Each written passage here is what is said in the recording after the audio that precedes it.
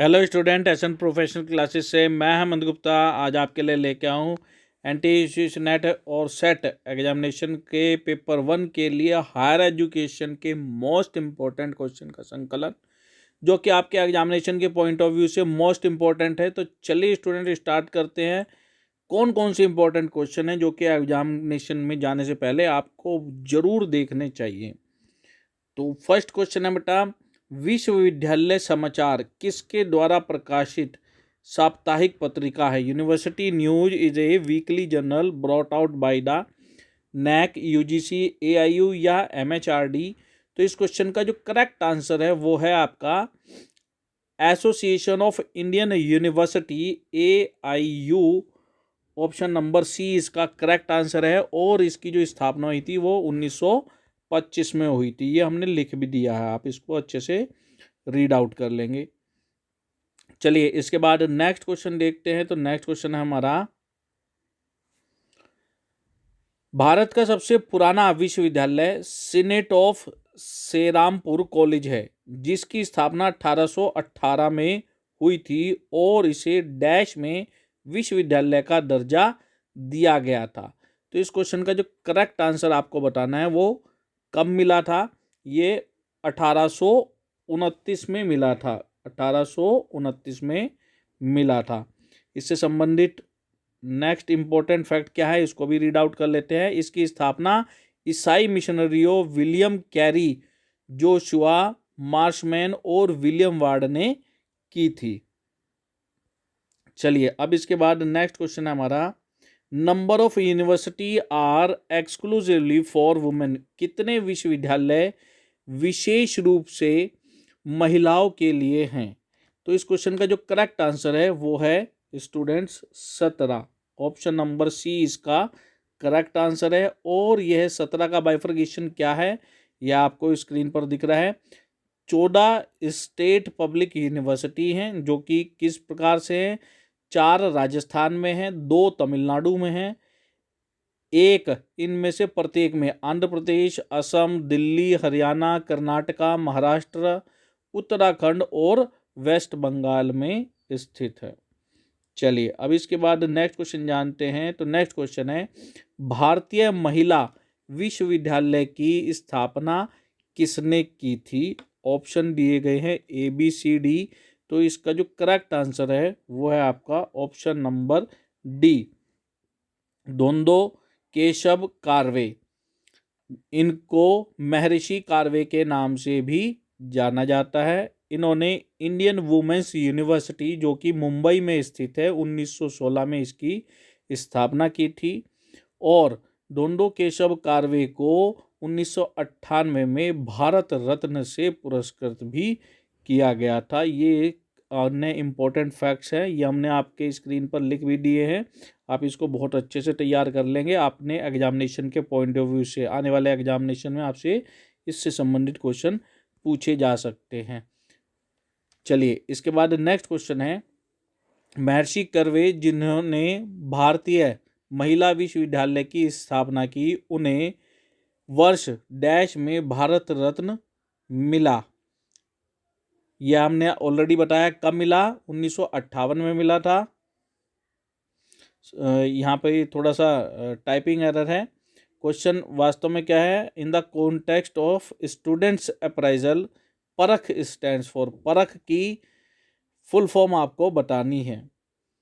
परख की full form क्या है? तो परख की फुल फॉर्म है बेटा performance assessment review and analysis of knowledge for holistic development. Option number B इसका करेक्ट आंसर है। क्वेश्चन क्या था, स्टूडेंट अप्राइजल के कॉन्टेक्स्ट में परख का क्या मतलब है? यह टाइपिंग एरर है।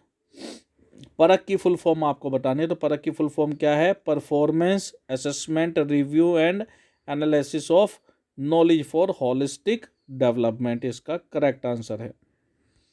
चलिए अब इसके बाद नेक्स्ट क्वेश्चन जानते हैं।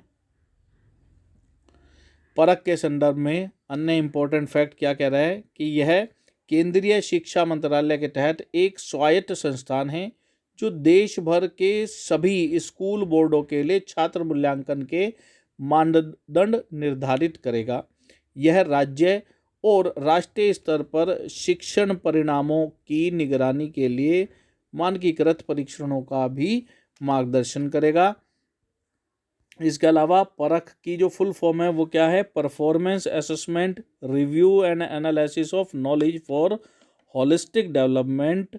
और ये जो लॉन्च किया गया था 7 जनवरी 2022 को AICT के द्वारा लॉन्च किया गया था परख पोर्टल। AICT की फुल फॉर्म क्या है? All India council for technical education. और इसमें मेजरली 3 असेसमेंट एरिया हैं। वो कौन कौन से हैं? Large scale assessment, school based assessment और एग्जामिनेशन रिफॉर्म्स। बेसिकली जो परफॉर्मेंस इसके अंदर मेजर की जाएगी क्लास 9, 10, 11 एंड 12 के मार्क्स को। चलिए अब इसके बाद नेक्स्ट जानते हैं। महर्षि कर्वे जिन्हें भारतीय महिला विश्वविद्यालय की स्थापना की, उन्हें किस वर्ष भारत रत्न मिला? अभी आपको बताया था। तो इसका क्वेश्चन का जो करेक्ट आंसर है वो है सन 1958 में। ऑप्शन नंबर डी इसका करेक्ट आंसर है। अब इसके बाद नेक्स्ट क्वेश्चन है आपका, निम्नलिखित में से कौन सा 4 वर्षीय UG honours with research degree प्राप्त करने के लिए आवश्यक है? 4 ऑप्शन दिए गए। नंबर 1, शोध परियोजना से 12 क्रेडिट सहित 160 क्रेडिट प्राप्त करना। ऑप्शन बी, सामान्य रूप से 160 क्रेडिट और शोध परियोजना से 12 क्रेडिट प्राप्त करना। सी, पहले 6 सेमेस्टर में 75% अंक और उससे अधिक अंक प्राप्त करना। ऑप्शन डी, किसी छोटे या बड़े विषय में शोध परियोजना को सफलतापूर्वक पूरा करना। तो इस क्वेश्चन का जो करेक्ट आंसर है वो है ऑप्शन नंबर ए, शोध परियोजना से 12 क्रेडिट सहित 160 क्रेडिट प्राप्त करना। ऑप्शन नंबर ए इसका करेक्ट आंसर है। चलिए इसके बाद नेक्स्ट क्वेश्चन जानते हैं बेटा।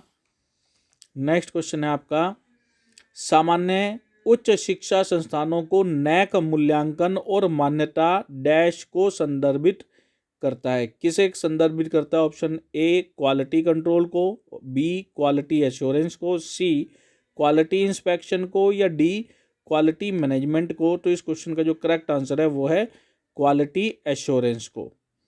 चलिए अब इसके बाद नेक्स्ट क्वेश्चन जानते हैं। नेक्स्ट क्वेश्चन है आपका, नैक की मान्यता सामान्यतः 5 वर्षों के लिए वैध होती है। आपसे ये भी क्वेश्चन पूछ सकता है आप पेपर के अंदर, नैक की सामान्य जो वैधता होती है वो कितने वर्ष के लिए होती है? 5 वर्ष के लिए होती है। आगे क्वेश्चन रीड आउट कर रहे हैं, सामान्यतः जो मान्यता होती है वो कितनी होती है? 5 वर्ष होती है, लेकिन लगातार चक्रों के लिए उच्चतम ग्रेड प्राप्त करने वाले संस्थानों के लिए इसे 7 वर्षों तक बढ़ाया जा सकता है। कितने वर्षों तक बढ़ाया जा सकता है? तो इसे आंसर आएगा 3 वर्षों तक। The NAAC accreditation is usually valid for 5 years but can be extended to 7 years for institution that receive the highest grading for dash consecutive cycle। कितने कंटिन्यूस साल तक उन्होंने हायर ग्रेडिंग प्राप्त की हो? 3 वर्ष तक उच्चतम ग्रेडिंग प्राप्त की हो तो उसको बढ़ाकर 7 वर्ष किया जा सकता है। ऑप्शन नंबर बी इसका करेक्ट आंसर है। अब नैक की आपसे फुल फॉर्म बनती है, नैक की फुल फॉर्म क्योंकि पेपर 1 में प्रीवियस ईयर पेपर में पूछी जा चुकी है तो इसको भी जानना जरूरी है। तो नैक की जो फुल फॉर्म होती है वो होती है बेटा national assessment and accreditation council.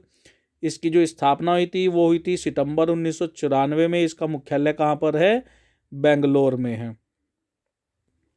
और इसका जो मुख्य कार्य है, इसकी जो स्थापना की गई थी वो मुख्य रूप से परफॉर्मेंस को, यूनिवर्सिटी एंड कॉलेज की परफॉर्मेंस को इवेल्युएट करने के लिए की गई थी। चलिए अब इसके बाद नेक्स्ट क्वेश्चन जानते हैं बेटा। निम्नलिखित में से कौन सा विश्वविद्यालय 1857 में स्थापित पहले 3 विश्वविद्यालयों में से नहीं है? ऑप्शन दिए गए बॉम्बे, कलकत्ता, दिल्ली या मद्रास। तो इस क्वेश्चन का जो करेक्ट आंसर है वो है option number C, Delhi. Delhi विश्वविद्यालय पहले 3 विश्वविद्यालयों में की लिस्ट में शामिल नहीं है जो कि 1857 में स्थापित किए गए थे। इसी क्वेश्चन को दूसरे तरीके से आपसे पूछ सकता है कि निम्नलिखित में से कौन से 3 विश्वविद्यालय हैं जो 1857 में स्थापित किए गए थे। तो इस क्वेश्चन का जो करेक्ट आंसर है वो है बॉम्बे, कलकत्ता और मद्रास। तो नेक्स्ट क्वेश्चन बन सकता है आपसे, दिल्ली विश्वविद्यालय की स्थापना कब हुई थी? तो यह 1922 में हुई थी। दिल्ली विश्वविद्यालय की स्थापना कब हुई थी? 1922 में हुई थी।